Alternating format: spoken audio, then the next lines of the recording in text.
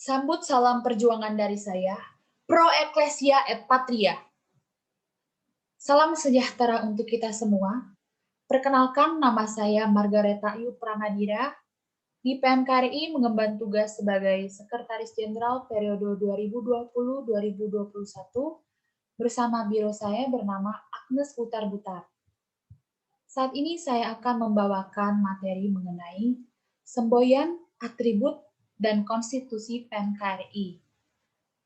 Sebelum memulai materi, diharapkan teman-teman membuka buku saku dan menyiapkan alat tulis serta buku untuk merangkum. Langsung saja kita ke materi.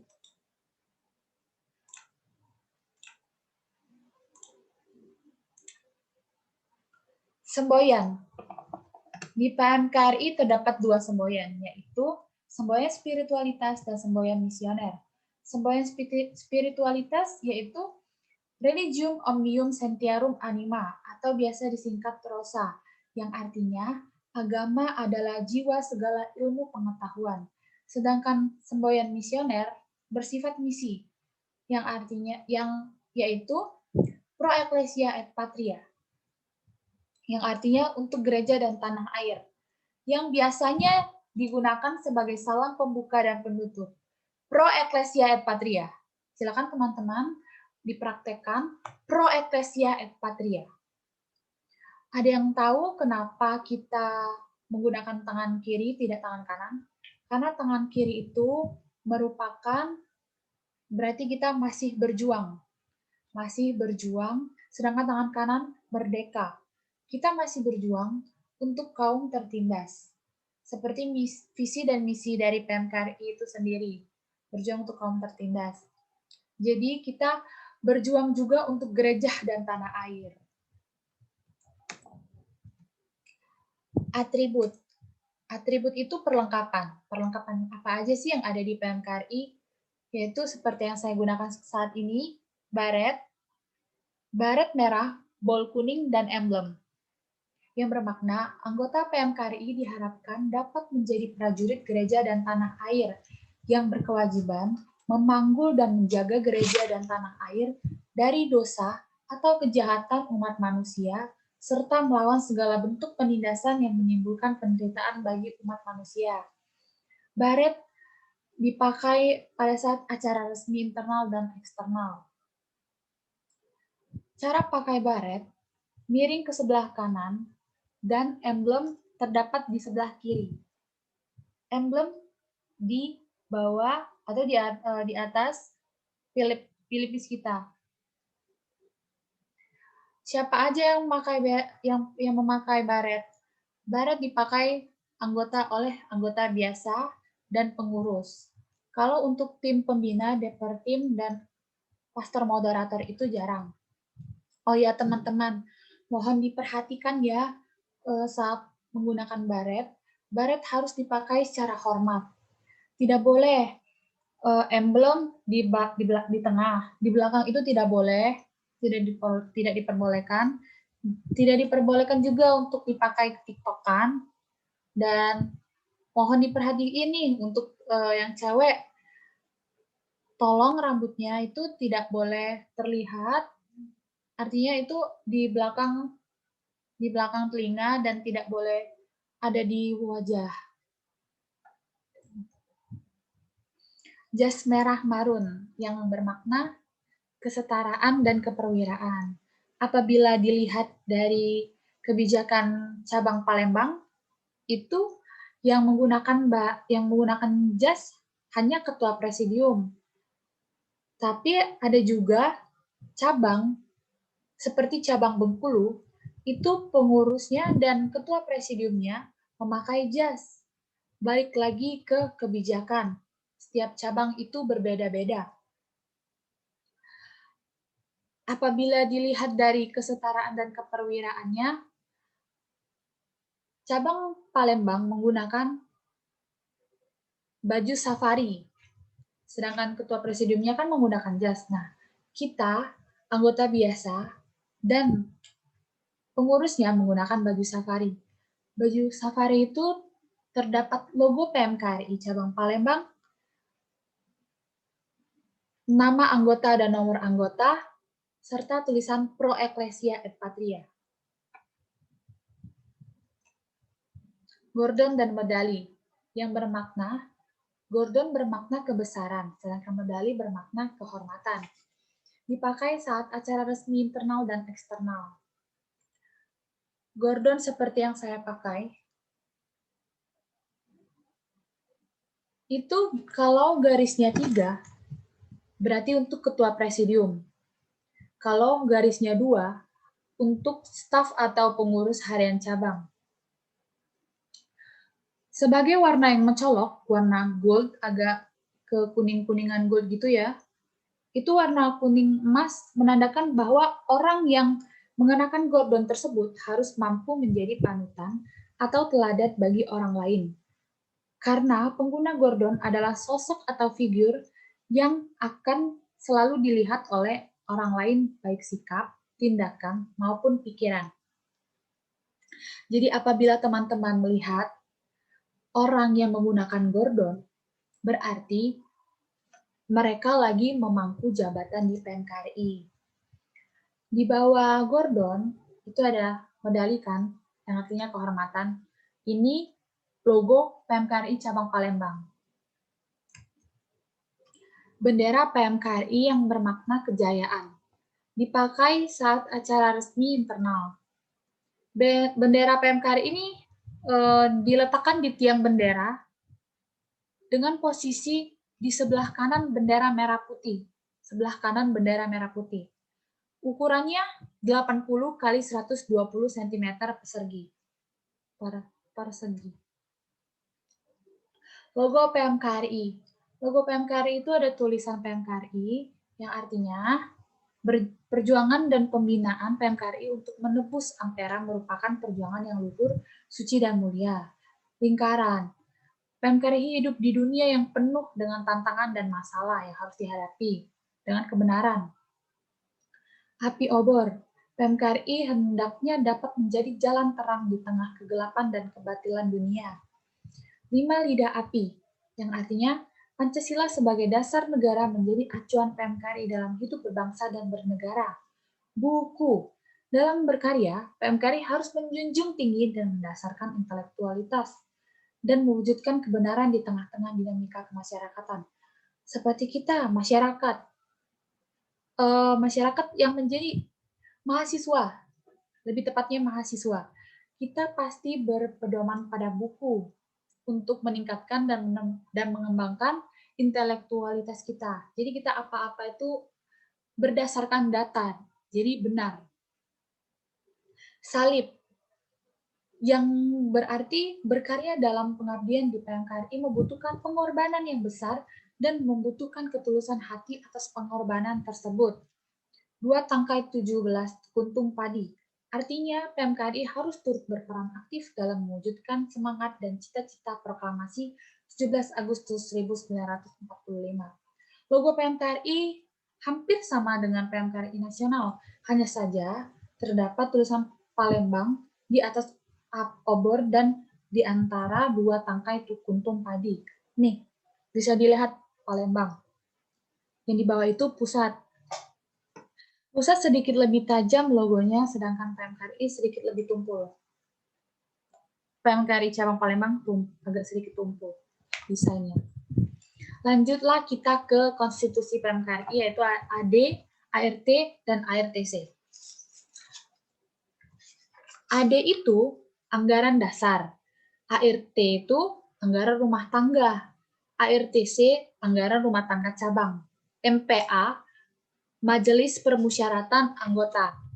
Jadi, secara nasional, PMKRI berpedoman pada AD, ART. Pokoknya, AD, ART itu merupakan sumber hukum pertama PMKRI dan menjadi forum tertinggi di PMKRI. AD, ART ini hanya bisa diubah berdasarkan keputusan MPA tadi, Majelis Permusyawaratan Anggota. MPA ini forum tertinggi di PMKRI nasional. Nah, di MPA ini, di situ semua atau seluruh cabang-cabang yang ada di PMKRI di seluruh Indonesia berkumpul bersama untuk mendiskusikan bagaimana arah pergerakan roda perhimpunan, gerakan-gerakan PMKRI ke depannya. Misalnya membahas peninjauan, meninjau AD atau ART. Apakah masih relevan di tahun ini? Apakah tidak, itu ditinjau di MPA. Nah, kalau ARTC itu anggaran rumah tangga cabang itu sama saja, sumber hukum juga. Tapi lebih ke kebutuhan cabang, lebih menyesuaikan dengan kebutuhan cabang. Dan juga ARTC ini berpedoman pada AD dan ART. Jadi kalau AD sama ART tadi kan diubahnya di MPA. Sedangkan ARTC ini diubahnya di RUAC, Rapat Umum Anggota Cabang. Jadi forum tertinggi PMKRI itu ada di MPA, sedangkan forum tertinggi di cabang itu ada di RUAC. Ya, lanjutlah kita. Di AD itu terdapat 20 pasal dan ARTC terdapat 22 pasal. ART terdapat 14 pasal plus 1 peraturan peralihan. Bisa dilihat di buku saku halaman 65, 75, dan 85. Struktur organisasi PMKRI Cabang Palembang. Itu paling atas, seperti yang saya katakan barusan, AD, ART, ARTC, kita berpedoman pada 3 itu, dan diturunkan lagi RUAC, kemudian Ketua Presidium, dan di bawahnya terdapat presidium-presidium seperti PPK, PPO, Sekjen, Bendahara, PGK, PHPT, PHMK, dan BSO. Nah, kalau garisnya tebal atau dia langsung ini, itu mengkomandokan secara langsung. Kalau titik-titik itu secara tidak langsung. Yang artinya itu saling berkoordinasi. Saling berkoordinasi. Jika ketua baru terpilih dan belum dilantik, itu jabatannya Formatur Tunggal Mandataris RUAC dan KP. Kenapa Mandataris RUAC? Karena diberi mandat. Namanya mandat, diberikan mandat, berarti diberi mandat untuk menjalankan keputusan-keputusan dari RUAC tadi. Nah, kalau formatur tunggal, dia yang menjadi formasi utama dalam menjalankan dan menggerakkan roda perhimpunan. Kalau ketua presidium, dia yang mengepalai dan menahkodai seluruh presidium-presidium yang ada di PMKRI. Itu presidium. Nah, struktur organisasi ini kan gunanya untuk mengetahui job desk-nya dan mengetahui susunan-susunan dari jabatan-jabatan yang dimiliki presidium. Seperti PPK. PPK ini kan presidium kaderisasi. Tugasnya itu kaderisasi untuk mengkader untuk mengembangkan intelektualitas. Balik lagi ke 3 benang merah, yaitu intelektualitas, fraternitas, dan kristianitas. PPK ini megang kendali untuk intelektualitas kita. Kalau intelektualitas, fraternitas. Kalau fraternitas itu lebih ke PPO karena dia presidium pengembangan organisasi. Jadi PPO itu tugasnya untuk merangkul para anggota yang ada di PMKRI, saling meningkatkan kebersamaan atau fraternitasnya. Kalau Kristianitas tadi, itu lebih ke Presidium Hubungan Masyarakat Katolik, PHMK. Pokoknya mereka berkolaborasi bersama dalam satu kesatuan, satu presidium. Himne PMKRI. Sampailah kita ke himne PMKRI. Saya akan memutar lagunya, lagu himne dari PMKRI.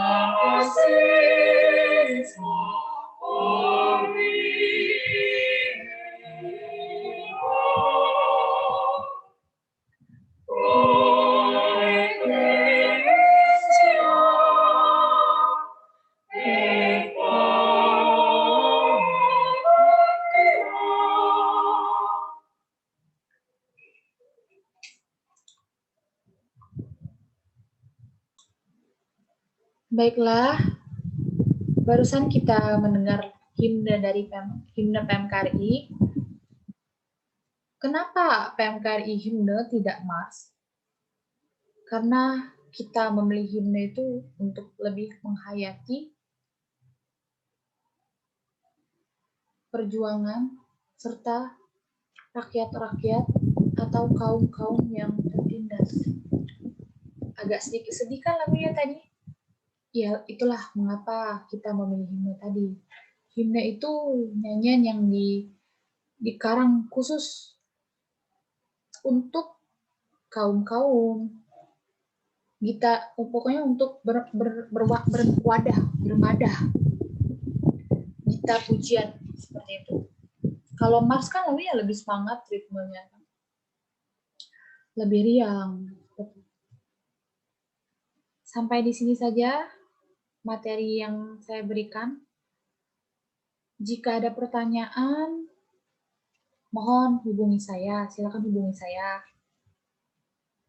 Sekian materi yang bisa saya sampaikan. Sambut salam perjuangan dari saya, Pro Ecclesia et Patria. Terima kasih.